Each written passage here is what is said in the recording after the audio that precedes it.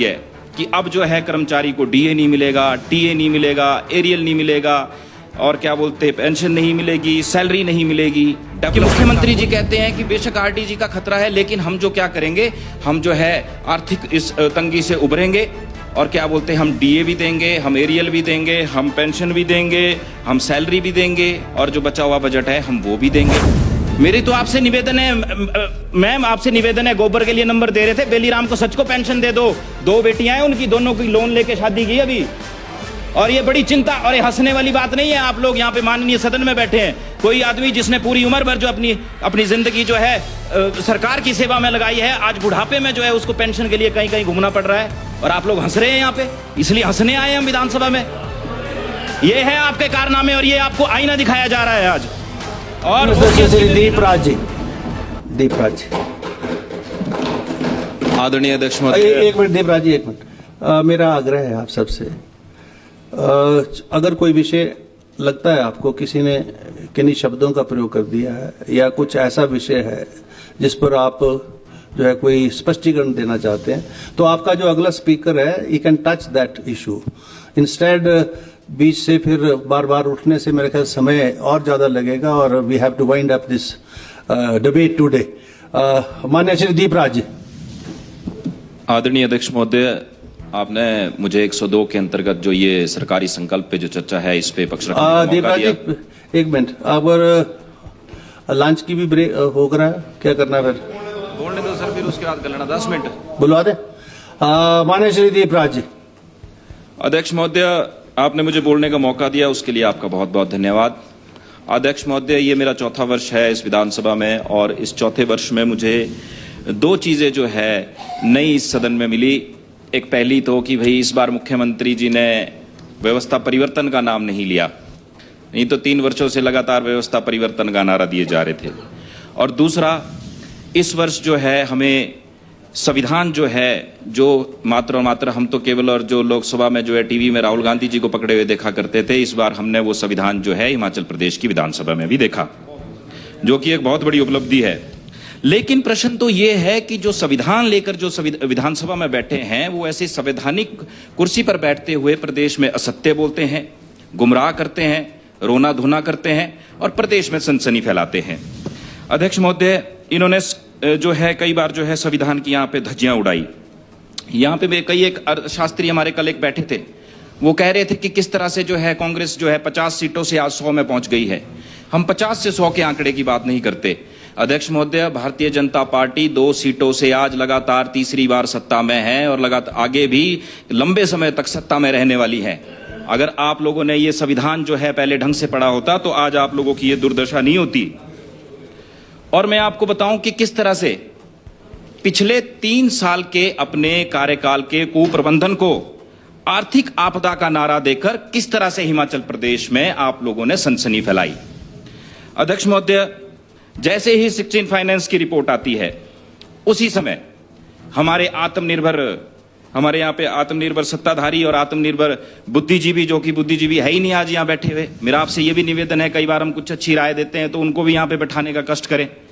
जो आत्मनिर्भर बुद्धिजीवियों ने जो सबसे पहले क्या किया, अखबारों में और मीडिया में क्या सनसनी फैलती है कि अब जो है कर्मचारी को डीए नहीं मिलेगा, टीए नहीं मिलेगा, एरियल नहीं मिलेगा और क्या बोलते पेंशन नहीं मिलेगी, सैलरी नहीं मिलेगी, डेवलपमेंट का कोई काम नहीं होगा।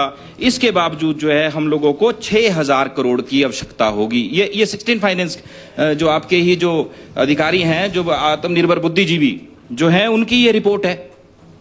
और ये किस तरह की सनसनी, इस तरह की सनसनी ये फैलाते हैं। एक समय एक टीवी पे, एक न्यूज चैनल पे, न्यूज का एक पत्रकार का एक चैनल होता था सनसनी, जिसमें कहते थे कि चैन से सोना है तो जाग जाओ। वैसी ही सनसनी अध्यक्ष महोदय सत्ता पक्ष ने पूरे प्रदेश में पैदा कर दी।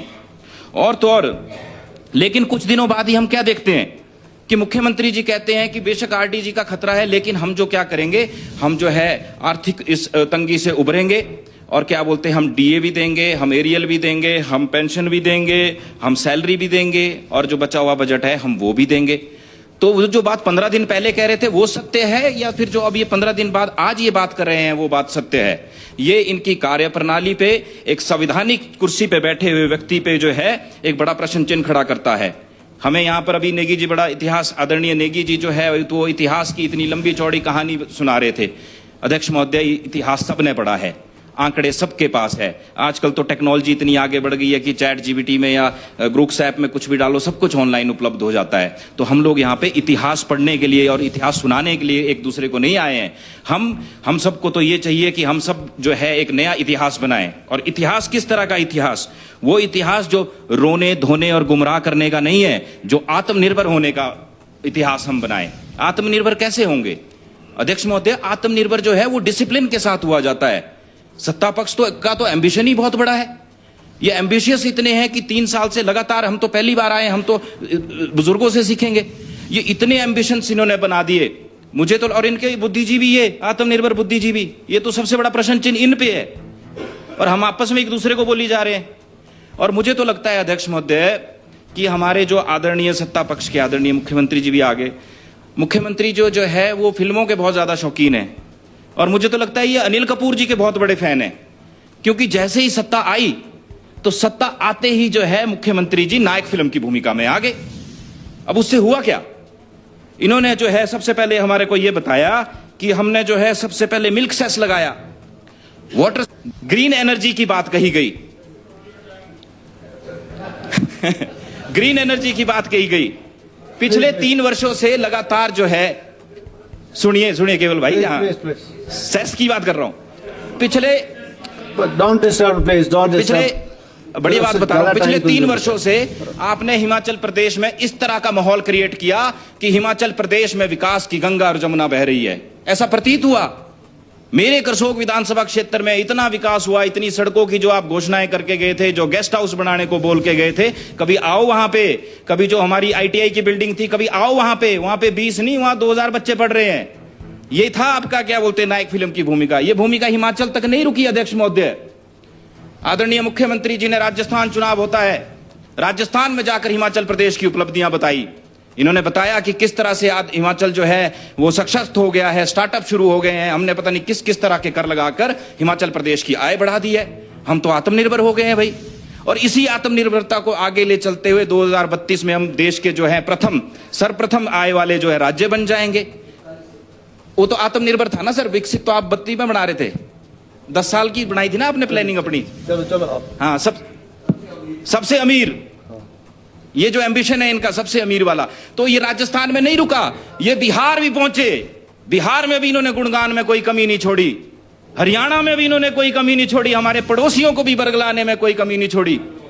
और तो और क्या बोलते, हरियाणा के बावजूद जो है उत्तराखंड भी पहुंचे, उत्तराखंड में भी जाके इन्होंने प्रचार किया। लेकिन हाँ, अमेरिका में भी गया अवस्थी जी ने कि हम तो हिमाचल में आत्मनिर्भर हो गए हैं। इसी का अंजाम क्या हुआ कि जब अध्यक्ष महोदय मैं भी दिल्ली जाता हूं, इधर उधर के स्टेट के कई मेरे भी विधायक दोस्त हैं, वो बोलते हैं और भाई आत्मनिर्भर क्या हालचाल है? आप लोगों ने तो हिमाचलियों का नाम आत्मनिर्भर करवा दिया, जनता को तो आत्मनिर्भर करवाया ही करवाया था।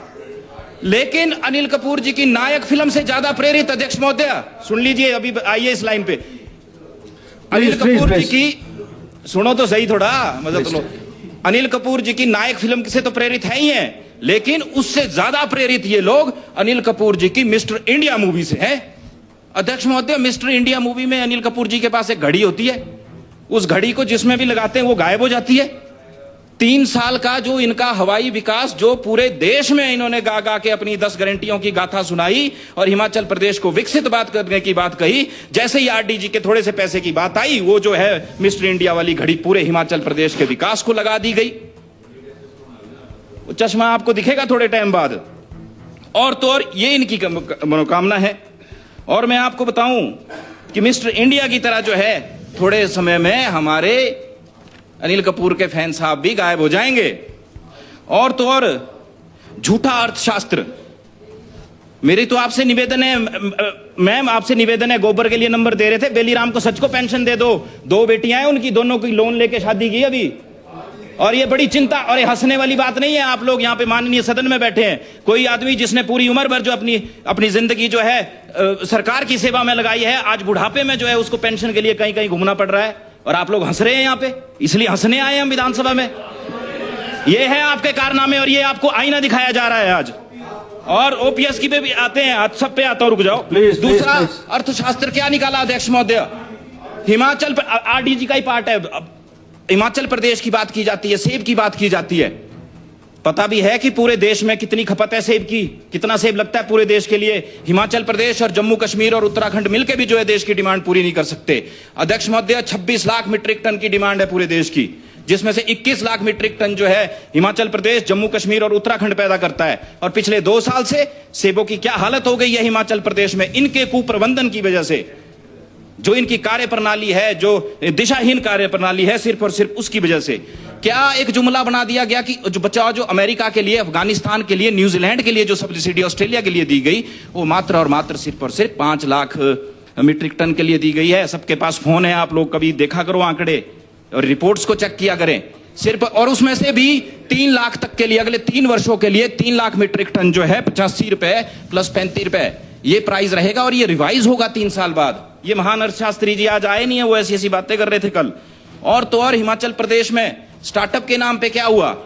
सबसे बड़ी बात तो ये, स्टार्टअप के नाम पे, जो कि स्टार्टअप के माध्यम से ही हिमाचल प्रदेश जो है उसकी आर्थिकी ठीक होनी थी। स्टार्टअप के नाम पे जो है हिमाचल प्रदेश में जो है हमारे प्रदेश के युवाओं को इंसेंटिव दिया गया, और इंसेंटिव के नाम पे जो है आज ड्राइवर बना दिए गए हैं। ये है आपका ये 1 वर्ष का, ये अगले अब उसमें अभिभाषण में पढ़ेंगे, बताएंगे इसके बारे में आपको। अभी आप बहुत समय है। हाँ, उसको आगे डिस्क्राइब। पर अगर सर स्टार्टअप किए होते, कोई ना कोई एक आधा स्टार्टअप होता, तो वो लोगों, स्टार्टअप का मतलब होता है लोगों को रोजगार पैदा करना। लोगों के लिए एक आम व्यक्ति रोजगार पैदा करता है। ऐसा नहीं है कि भाई क्या बोलते हो, खुद ही बेचारा ड्राइवर बन के गाड़ी घुमा रहा है। ऐसे ऐसे झूठे आंकड़े। और इतिहास पढ़ना नहीं है, मैंने फिर से बताया, इतिहास हमें पढ़ना नहीं है, हमें तो इतिहास बनाने के लिए काम करना है। आपने प्रिंसिपल स्टैंड की बात कही। सबसे पहले तो मेरा निवेदन है अध्यक्ष महोदय, सनसनी फैलाना बंद करें, बरगलाना बंद करें, उकसाना बंद करें, फुसलाना बंद करें, रोना धोना और गुमराह करना बंद करें। और तो और मेरा आपसे ये निवेदन भी है हमारे यहाँ पे आत्मनिर्भर बुद्धिजीवियों से है सर, अभी 4 मिनट। सबसे पहले तो मैं कहना चाहूंगा कि अगर हमें आत्मनिर्भर होना है तो उसके 3 प्रिंसिपल है। हमें उन 3 प्रिंसिपलों के साथ भी काम करना है। आप यहाँ पे आरडीजी की बात कर रहे हैं, आपने 3 साल में हमको ऐसा बोला कि भाई हम कोई ऐसी जनता के हित के लिए हम कोई योजना लेकर आए हैं, उस योजना में आप भी हमारा समर्थन करो, आप भी हमें गाइड करो। किस तरह से जो है, ज्ञान तो कहीं से भी मिल सकता है सर। तो आत्मनिर्भर बनने के लिए सबसे पहले हम लोगों को घरेलू इकोसिस्टम का निर्माण करना होगा, क्योंकि जो निर्णय हो गया वो तो हो गया। अब घरेलू इकोसिस्टम का निर्माण करके जो स्मॉल स्केल इंडस्ट्री जो हिमाचल प्रदेश में हमको एस्टेब्लिश करनी चाहिए थी, वो तो एस्टेब्लिश हुई नहीं। इंफ्रास्ट्रक्चर हो, भूमि हो, लॉजिस्टिक हो, या रेगुलेटरी सुधारों के माध्यम से उद्योगों को सक्षम बनाना हो। ये पहला तो ये है। दूसरा, वैश्विक दृष्टि के साथ, हमारे देश की वैश्विक दृष्टि के साथ कार्य करना होगा और निर्यात का अनुशासन बढ़ाना होगा। तब जाके जो है हम सब लोग जो है इससे आगे बढ़ पाएंगे। और अध्यक्ष महोदय, अंत में मैं यही कहना चाहूंगा, मुख्यमंत्री जी ने हर जगह से चेयरमैन बनाए, बहुत अच्छी बात है भाई, और एडीजी बनाए, वो भी अच्छी बात है। आपकी सरकार आप बनाए, हम तो आपके साथी हैं, धन्यवाद करते हैं। लेकिन एक आधा करसोग से भी बना देते सर, प्रत्याशी को ना बनाते, वहां से आपके साथ 36-37 साल से एक अध्यक्ष है पृथ्वी सिंह नेगी जी, उनको ही बना देते। इस बहाने करसोग का किसी न किसी माध्यम से विकास भी हो जाता। बस मैं यही कहना चाहता हूं। और ये कुप्रबंधन की वजह से ये स्थिति पैदा हुई है। जनता को गुमराह करना बंद करे और वास्तविक आंकड़े जो है, आंकड़ों को घुमाना बंद करे और